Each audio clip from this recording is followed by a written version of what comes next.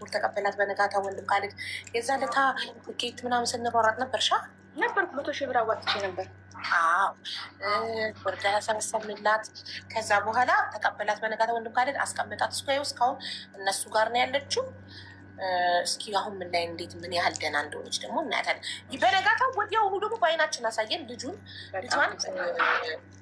መጥታላት ምናግሮ አባትየውን ልጇ ቤቷ ድረስ መታላት። ልጇ አብራታል ያላገገመች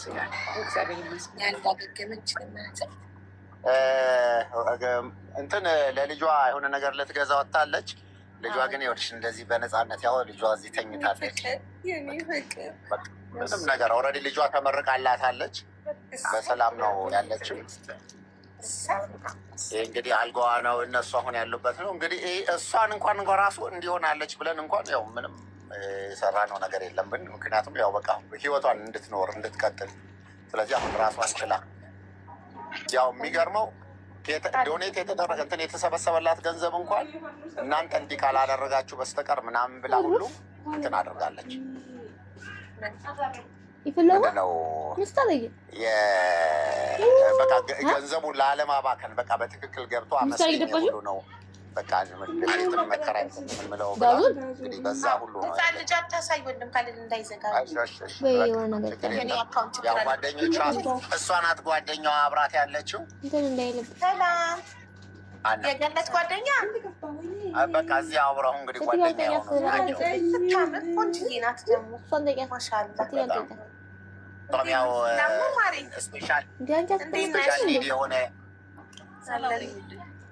ስፔሻል ኒድ የሆነ ልጅ አላት። በአጋጣሚ ያውልሽ ያው የምታየው እዚህ ኦቲዝም በቃ ምን ያህል ሰዎች ስትራግል እንደሚያደርጉ እና አብረው ተጋግዘው ምን እናውራት ወንድም ካለ እናውራት በደስታ ሰላም እህቴ ስምሽ ማን ነው? እርግጠኛ ነሽ? ሀና እባላለሁ። ሀና ሀቢባ እባላለሁ። ልጅሽ ስንት አመቱ ነው? ምንድን ነው ያለበት? ኦቲስቲክ ነው? አዎ ጭንቅላት ውስጥ የሽንት ውሃ ገብቶበታል አሉ እና ያው ሕክምና ቢያገኝ ምናልባት ሊሻለው ይችላል ብዬ አስባለሁ። እኔ ደህና ሕክምና ምን እያደረግሽለት ነው? ማለት የት ወስደሽ ታውቂያለሽ? ምን ሞክረሽ እንደታውቂያለሽ? ቴራፒ ነው የነበረው እስከ ዛሬ ድረስ። እሺ ምንም ለውጥ አላየም በቴራፒ? ያው እንትን ድርቅ ቁርፍድፍድ ያለ ነበር ማለት ምንም ነገር ማንቀሳቀስ ምናምን አይችልም ነበር እስከ 7 አመቱ ማለት ነው። እሺ ከዛ እጁ ምናምን እንትን ማለት መታጠፍ ምናምን ጀመረ ከ7 አመት በኋላ። ኦኬ በፊዚዮቴራፒ ማለት ነው? አዎ በቴራፒ። እሺ ሌላ ምን ማድረግ አለብሽ አሉሽ ዶክተሩ? እኔ እንጃ ምናልባት የተሻለ ህክምና ሀገር ውስጥ ምናምን ሳይሆን የተሻለ ህክምና ብሎ ነበር። አሁን ሳይሆን አባቱ እያለ ማለት ነው እዚያ አጠገቤ እያለ። አባቱ አሁን የት ሄደ? አባቱ ባጃጅ ነጋዴ ነበር። እሺ 3 ናቸው። 3 ናቸው ማለት ሶስት ልጅ ያላት ነው። ልጅም ቆንጆዬ ልጅ የሷ ልጅ ናት። እሺ እኔ ፍቅር ምንድን ነው? እሺ በጣም ባሱፓምር ማሻአላ። ኦኬ እና አባታቸው በህይወት አለ? ባጃጅ ነጋዴ ነበረ፣ ከሰረ።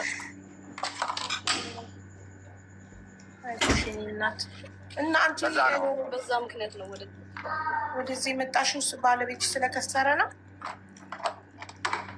አዎ። እና መንግስት ጋር ተገባበት ተከራይተን ነበር ምን አፓርታማ ውስጥ ተከራይተን ነበር።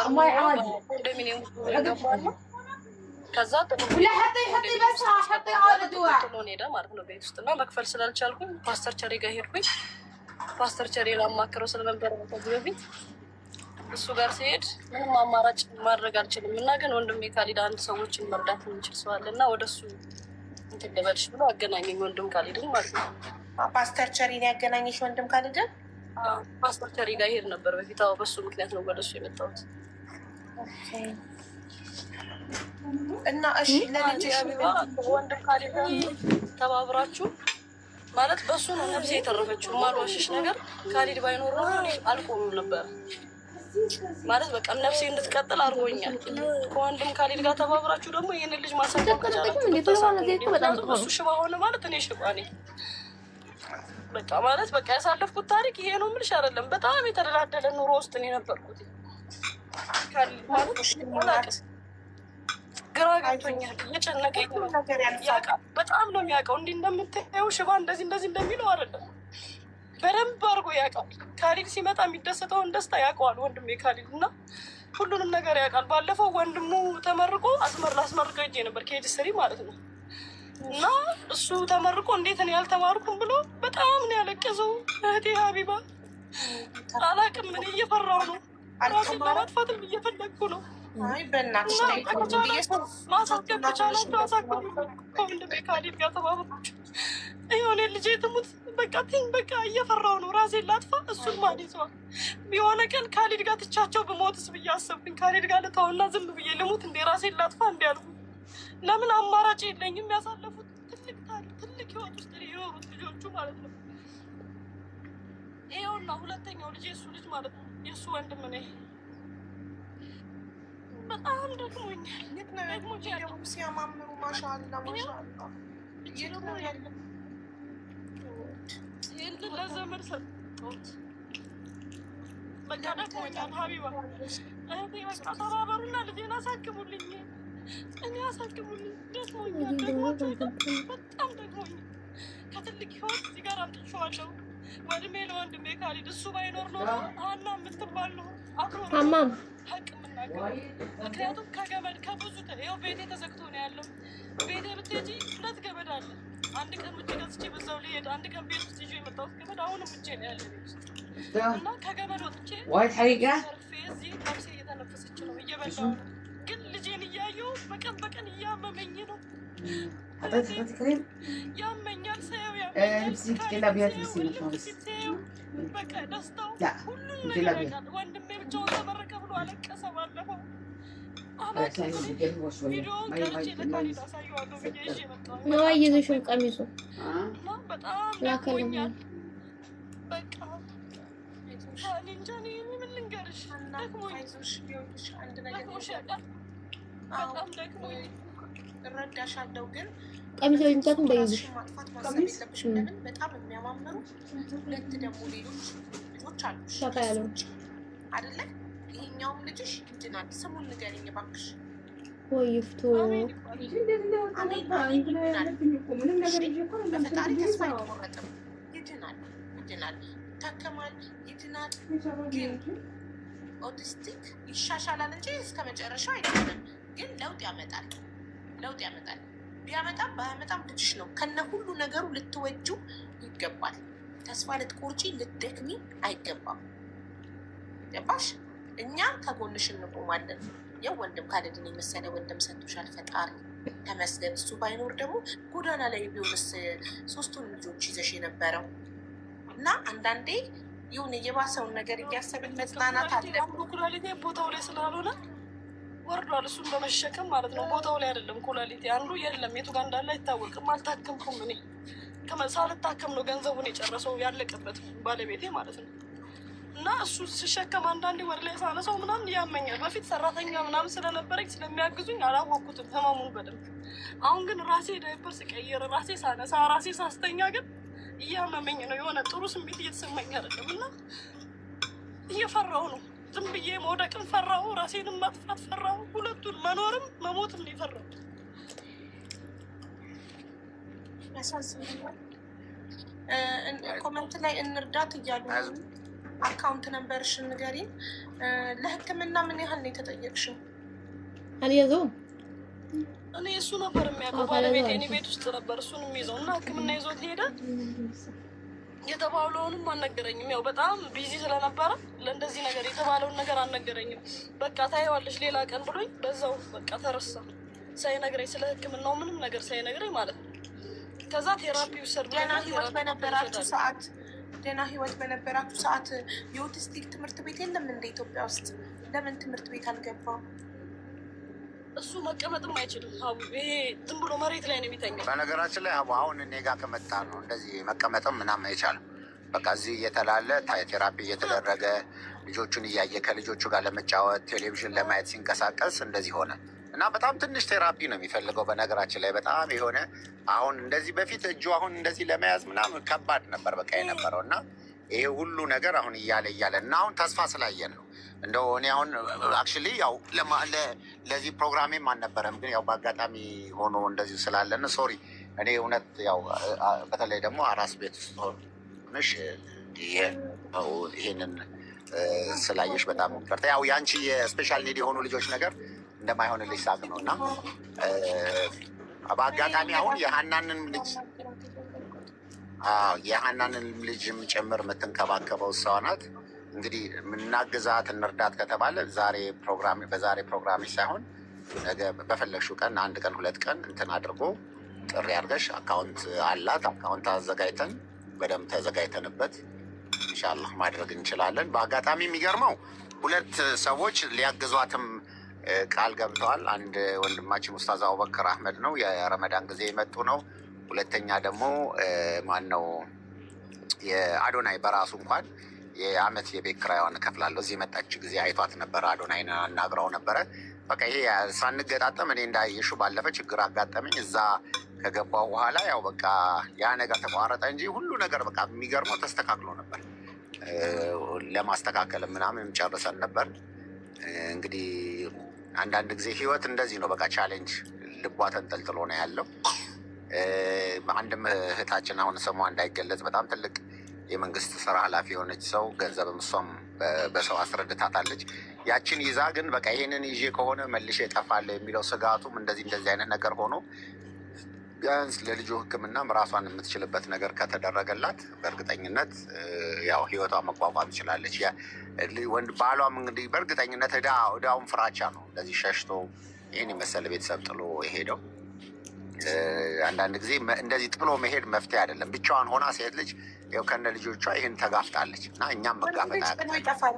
ባል ጥሎ ይጠፋል። ችግር ላይ መጋፈጥ አይችልም እንደ ሴት ግን እናት ግን ልጆቿን ጥላ አጠፋም። ጎዳና ላይ መውደቅ ካለባት ከነ ልጆቿ ጎዳና ላይ ትወድቃለች። ጊዜ በችግር ጊዜ ጥሎ የሚጠፋው ባል ወይም አባት ነው። እንግዲህ በቃ አሁን ሌላ እንዳልከው ቪዲዮ ሰርቼ ቀን ቀጠሮ ይዤ በዛን ቀን ትመጣና እናግዛታለን። ይዛ ትመጣና እንደዛ ይሻላል። ሶሪ እንግዲህ ሌላ በመሀል ኮሜንቶች እያነበብኩ ነበረ ከሌላ ጋር ነው። አብራ የመጣች ልጅ ነበረች አይደለ? ወንድም ካለ ድምፅቅ ጠፍቷል። ድምፅቅ ሰምቷል። አሁን አለ። አሁን መጣ ድምፅቅ።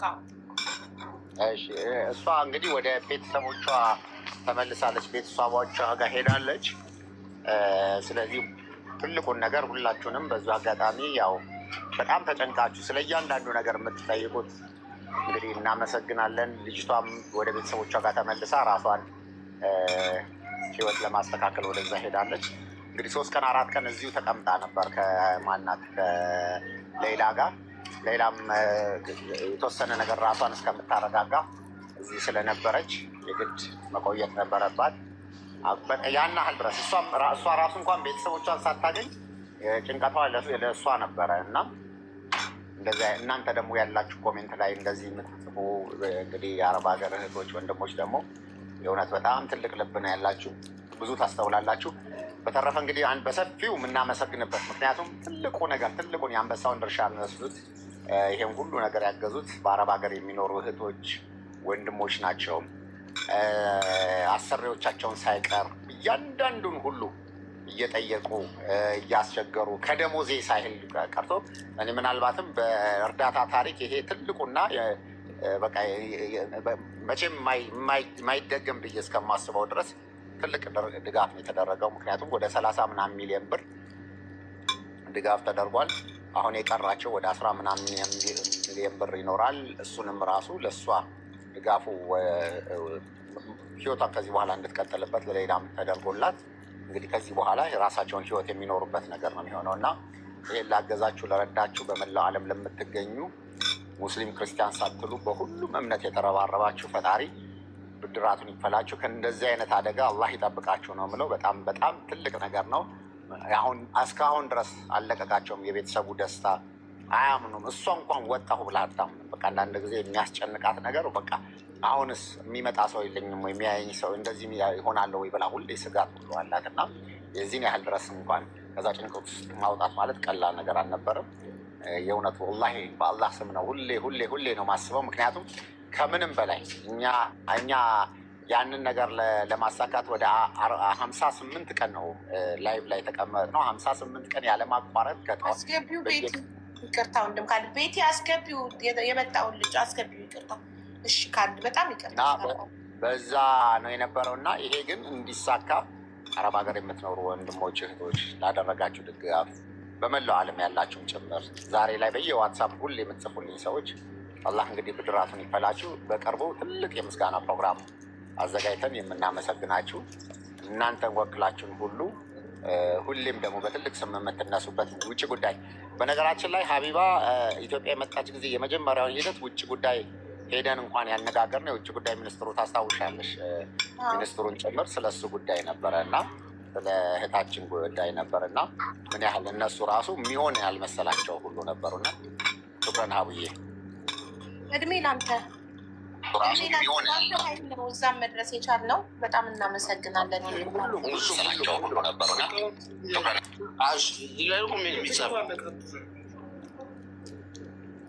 ወንድሜ ቪዲዮ አብራ ቪው ታድርግና ቪዲዮ አብራ። አቡዬ ወይ ረጅዬ አንዴ ካሊድ እያለ በሌላ ጉዳዩን ነገር ማለት ይችላል። ሀቡ አሁን ላይ